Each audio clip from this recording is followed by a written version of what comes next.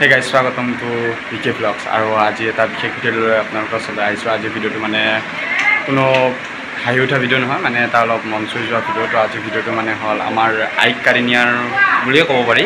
মানে আমাৰ মানিকপুৰখনৰ সমষ্টিটো কাৰিনী মানে ছিজন গ্ৰাউণ্ড সমষ্টিত জইন কৰিবলৈ খুজিছে। তো তাৰ বাবে মানে অলপ আমাৰ মানিকপুৰবাসী ৰাইজসকল বহুত দুখিত। তো তাৰ বাবে মানে এখন জিলা উপায়ুক্তৰ কাৰণে এখন মিটিং ৰাখিছে। মানে মিটিং নহয়, আচলতে যোৱাকালি বন্ধ ৰখাৰ কথা আছিল, কিন্তু মানে জিলা উপায়ুক্তই কৈছে যে বন্ধ ৰাখিব নালাগে, মানে মিটিংখন আমি বহুত মানে আলোচনা বিলোচনা কৰি আমি হেৰি কৰিম। আৰু এখন স্মৰণক পত্ৰ দিছে, পত্ৰখনত মানে কিবা কিবি লেখা আছে, আপোনালোকক ভিডিঅ'টো দেখুৱাম। তো এতিয়া আপোনালোকে যাতে ভিডিঅ'টো চাই থাকে। আৰু কি খবৰ, আপোনালোক চাগে ভালে আছে? তো এতিয়া বলক গাইজ ভিডিঅ'টো আমি আৰম্ভ কৰোঁ।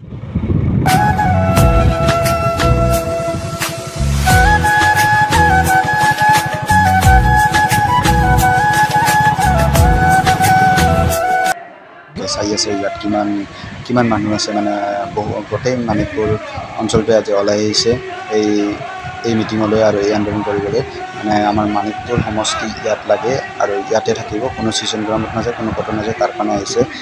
আপোনালোকে চাই আছে ইমান ৰ'দত ইমান গৰমত এওঁলোক মানুহ যে ইয়াত মানে আহিছে। তো আপোনালোকে সকলোৱে যাতে 14 তাৰিখে এখন আৰু আন্দোলন আছে, তো সেই আন্দোলনখনত যাতে সকলোৱে যাতে আহে আৰু লগত যাতে 2-4জনক আনে। তো কাৰণ আমি ছিজন গ্ৰাউণ্ড যোৱালৈ বহুত দূৰ হয়, তো সেইকাৰণে আমাৰ মানিকপুৰ আৰু মানিকপুৰৰ সমষ্টি মানিকপুৰতে লাগে, কোনো বেলেগত নালাগে। তো সেইকাৰণে গাইজ চাওক কিমান আন্দোলন কৰি আছে, আপোনালোকক দেখুৱাম, ভিডিঅ'টো চাই থাকক।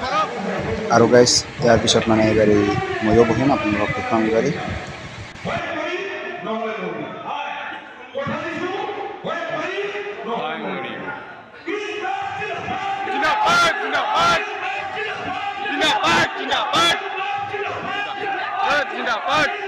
তো গাইজ আমাৰ এতিয়া মানে জিলা উপায়ুক্ত আহি পাল আৰু মানে DC ছাৰ আহি পাল, আৰু DC ছাৰে অলপমান কথা ক'ব। তো আপোনালোকে এতিয়া চাই থাকক, তো ভিডিঅ'টো শুনক ভাল কৰি, স্কিপ নকৰিব। তো বহুত মানে এটা ইম্পৰ্টেণ্ট কথা লৈ আজি ভিডিঅ'টো আনিছোঁ, তো চাই থাকক এতিয়া DC ছাৰে কি কয়।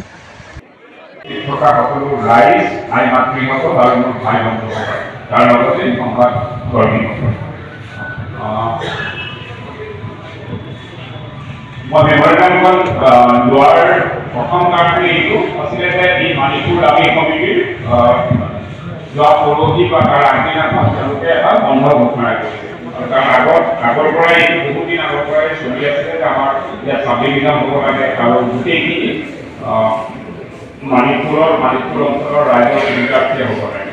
আৰু আপোনাৰ সকলোৱে জানে যে নিৰ্বাচনৰ পিছত অলপ এইবিলাকৰ অলপ ইফাল হৈছে, আৰু সেইকাৰণে ৰাইজৰ কিছুমান কথা ক'বলগীয়া আছে। আৰু সেই হিচাপে এই মহিলাটিয়ে যোৱাকালি তেওঁলোকে আন্দোলনৰ তথ্য বাছি লৈছিল, আৰু সেই হিচাপে জিলা প্ৰশাসন তথা আৰক্ষী প্ৰশাসনৰ লগত তেওঁলোকৰ আমাৰ যোগাযোগ হৈছিলে। আৰু যোগাযোগমতে গোটেইখিনি আলোচনা কৰাৰ পিছত সকলো মানিকপুৰবাসীৰ গোটেই তেওঁলোকৰ যিখিনি আশা আৰু তেওঁলোকে যিখিনি বিচাৰে সেই গোটেইখিনি সন্নিবিষ্ট কৰি গোস্বামী দেৱৰ নেতৃত্বত তেওঁলোকে এখন মেমৰেণ্ডাম প্ৰস্তুত কৰি উলিয়াইছে। আৰু তাত এইটোৱে তেওঁলোকে বিচাৰিছে যে এই মেমৰেণ্ডামখন তেওঁলোকে নিজ হাতে আমাৰ অসমৰ মাননীয় মুখ্যমন্ত্ৰী মহোদয়ক দাখিল কৰিব, আৰু এইখন মেমৰেণ্ডাম তেওঁলোকে মূল জৰিয়তে জিলা প্ৰশাসনৰ জৰিয়তে পঠিয়াবৰ কাৰণে তেওঁলোকে বিচাৰিছে। আৰু তেওঁলোকৰ পৰা তেওঁলোকে যি অনুৰোধ কৰিছিল বা তেওঁলোকৰ অনুৰোধ ৰক্ষাৰ্থে আজি আপোনালোকৰ সন্মুখত উপস্থিত হৈছিল, আৰু মই অফিচিয়েলি মেমৰেণ্ডামখন গ্ৰহণ কৰিছোঁ। আৰু এইখনৰ কাৰণে যিখিনি বিহিত ব্যৱস্থা কৰিব লাগে চৰকাৰীভাৱে সেইখিনি মই এজন জিলা আয়ুক্ত হিচাপে যিখিনি কৰিব লাগে সেইখিনিয়ে কৰিব। এই যে যিটো সমষ্টি তাৰ কাৰণে যে আপুনি যে আজি মানে কি কাৰণত হেৰিটো কৰিছে আপুনি অলপ আমাক জনাই দিয়ক। সমগ্ৰ মানিকপুৰৰ ৰাইজ চলাই আহিছে নিজৰ প্ৰাপ্যৰ অধিকাৰ বিচাৰি। মানিকপুৰ ৰাইজে সমষ্টি পাইছিল, সমষ্টিটো গুচি গ'ল। তাৰপিছত কেবিনেট সিদ্ধান্তই ডিচিশ্যন ল'লে সমষ্টি ৱাইজ উপজিলা হ'ব, মানিকপুৰক উপজিলা ঘোষণা কৰা নাই।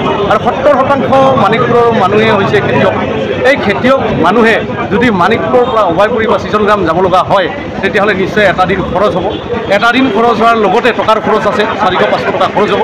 সেইকাৰণে সাধাৰণ ৰাইজ, খেতিয়ক ৰাইজ, সমগ্ৰ মানিকপুৰ ৰাইজ স্বতঃস্ফূৰ্ত ওলাই আহি আজি নিজৰ প্ৰতিবাদ সাব্যস্ত কৰিছে, নিজৰ প্ৰাপ্যৰ অধিকাৰ বিচাৰি। আৰু আমি মুখ্যমন্ত্ৰী ডাঙৰীয়াক অনুৰোধ জনাওঁ যে মানিকপুৰৰ ফালে অকণমান চাওক, চকু দিয়ক। মানিকপুৰৰ যিটো অৱস্থা, আমি ভাবিছোঁ যে অনাগত দিনত মুখ্যমন্ত্ৰী ডাঙৰীয়াক আমি সাক্ষাৎ কৰিম বুলি ভাবিছোঁ। মুখ্যমন্ত্ৰী ডাঙৰীয়াই যাতে মানিকপুৰক অকণমান মানিকপুৰৰ দুখ বেদনা কোৱাৰ কাৰণে অলপ সময় দিয়ে তাকে অনুৰোধ জনাইছোঁ আৰু মানিকপুৰক অতি সোনকালে যাতে উপজিলাত ঘটনা কৰে তাকে কোৱাৰ বাবে আজি ৰাইজ ওলাই আহিছে আৰু ৰাইজে কৈছে একেমুখে যে মানিকপুৰক উপজিলা দিয়ক। আৰু দাদা 17 তাৰিখে কি আছে এইটো? 17 নহয় 14 ছেপ্টেম্বৰ 14 ছেপ্টেম্বৰ মানিকপুৰৰ এটা প্ৰতিবাদী কাৰ্যসূচী আছে। তাত বিভিন্ন অঞ্চলৰ পৰা আহিব মানিকপুৰৰ ৰাইজ প্ৰতিবাদ কৰিব আৰু তাত মানে ডেকা ল'ৰাই চলি মুণ্ডন কৰিব মানিকপুৰৰ কাৰণে। কাৰণ আজিৰ তাৰিখত আই মাতৃ মানিকপুৰৰ সংকট, এই সংকটত আমাৰ এটাই উপায় আছে, যেতিয়া নিজৰ মাতৃ ঢুকালে বা দেউতা ঢুকালে চলি ঘূৰাই দিয়ে, ঠিক একেই মানিকপুৰবাসীৰ মাতৃ মৰিব ওলাইছে। আমি মানিকপুৰবাসীৰ মাতৃ মৰি নাযাওঁতে আমি চলি ঘূৰাই তাক সাব্যস্ত কৰিবলৈ ওলাইছোঁ।